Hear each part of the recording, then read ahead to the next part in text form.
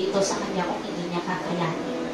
And the second thing is, itong tao mong ito ay nakapagtapos pa ng iba't ibang degree, naging abogado pa. Amen? Na meron siyang lungs. Ang sabi ng doktor sa kanya is it's impossible na makaalis ka dyan sa machine na yan na hindi ka mabubuhay. Pero sabi niya, I have a lot of things pa na I can do. Hindi ito mag-limit sa akin. Sinubukan niya hindi humangan ng 2 minutes. Ang explanation niya, ginagawa niya yung hangin.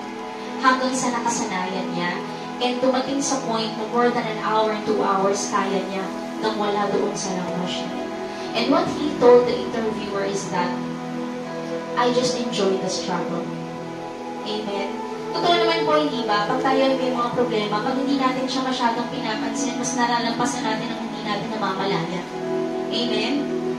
And kailan naman, hindi naman talaga tayo namamayaan ng Panginoon. And alam niyo po, kung si Pastor Erwin, ang example niya kanina ay ang solution. Sa akin kasi, di ba tayo minsan, lalo na sa mga nakakapanood po ng mga telenovela, kapag patapos lalo nagiging intense ang mga eksena, pero nagiging victorious ang ending. Amen? Ganun din po siguro para sa akin ang problema. Kapag patapos na, mas lalong humihirap. Ramdam mo ba ninyo yun? Pag patapos na, mas lalong nagiging parang ang hirap.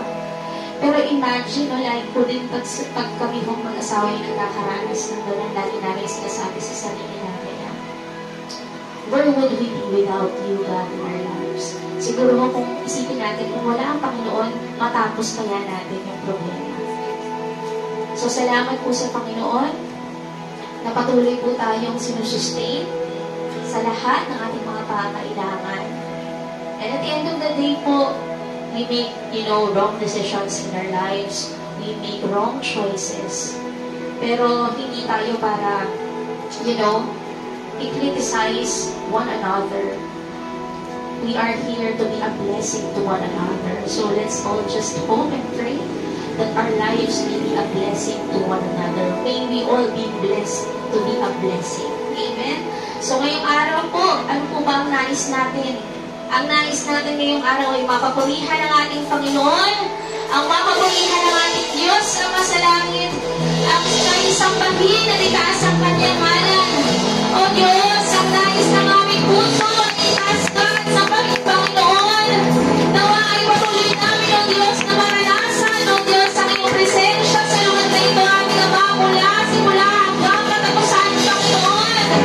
Tuwa na, O Diyos, ang kagandahan mo sa aming mga buhay. Nakita ka, O Diyos, ikaw ay mabuti sa aming mga buhay, Panginoon. Aalayan ka namin, Panginoon, ng pag-awit, ng pagsayaw at pagsamba sa araw na ito. Mga kapatid, tayo po umawit ng papulit pagsamba sa ating Panginoon. Hallelujah!